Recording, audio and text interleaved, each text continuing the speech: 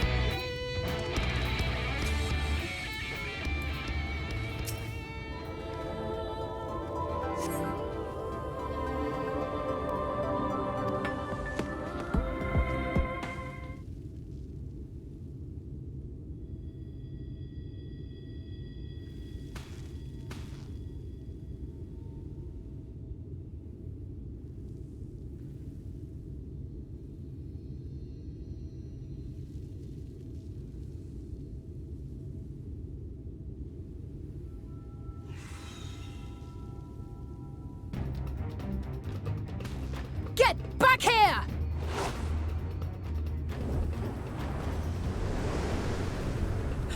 Is that... It can't be.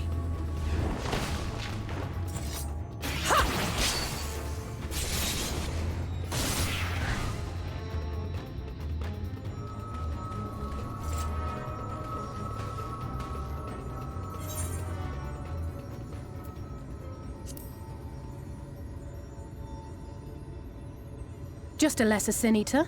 Nothing to write home about.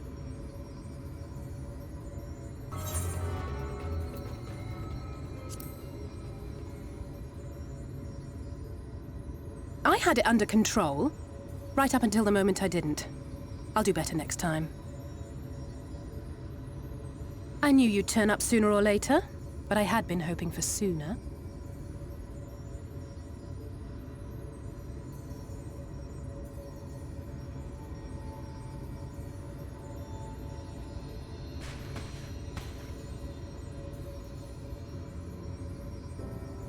How are you?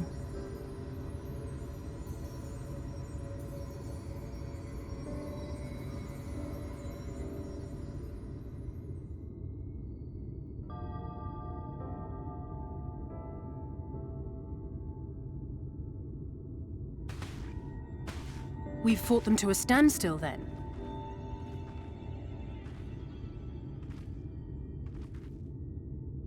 The Exarch did say that the Empire seemed to have drawn back when he last looked in on the source. But without knowing for sure how fast time was passing there, I couldn't help worrying that a lot might have happened since then. I'm heartily relieved to hear that it hasn't, just as Alphino must have been. As you can imagine, both he and Urianger were desperate to hear the news from home when I arrived. I haven't actually seen Thancred and Y'shtola yet, but they will have heard all the latest developments from the Exarch by now, or should have at least.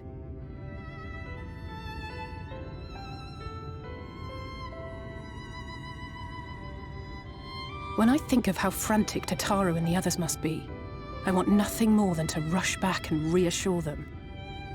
But we still haven't found a way to reverse the summoning. And even if we had, we couldn't just ignore Urianger's vision. He may use 10 words where one would suffice, and they may often obscure as much as they reveal. But on this matter, he was as clear as day. I do not doubt for one moment that he saw what he claims. Nor how difficult it must have been to speak about them. The 8th Umbral Calamity and your death aren't exactly topics for idle conversation. As much as I might want to go home, I don't want to go home to that. We can't allow the rejoining to happen, which means we have to save the First from the Sin Eaters.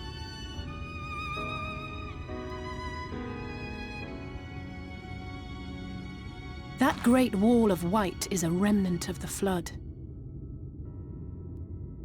100 years ago, the balance in the First tipped decisively in favor of light. From that moment, it rose and swelled with each passing day, and then, without warning, it burst forth like water from a broken dam. A colossal wave of pure light, drowning everything in its wake. Only Norvrant was spared. For the most part, living things are composed of ether of various different aspects. But when exposed to such a flood, their etheric harmony is shattered, and their natural form breaks down.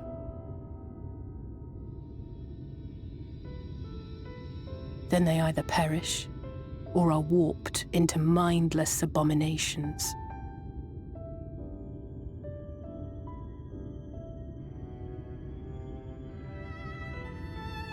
Yes, that's how the Sin Eaters came to be.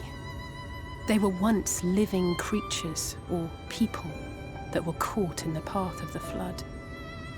Once the change is wrought, there is no going back. In that instant, they are gripped by an insatiable appetite for ether, and will happily gorge themselves on any living thing within reach. But even that is not the worst of it. The stronger Sin Eaters can plant light in us, like seeds in soil, corrupting our ether and triggering the birth of new monstrosities. They are creatures of base instinct that exist only to feed and to multiply. They feel no pity, know no remorse, and are utterly deaf to reason, which is why they must be destroyed. Every last one of them.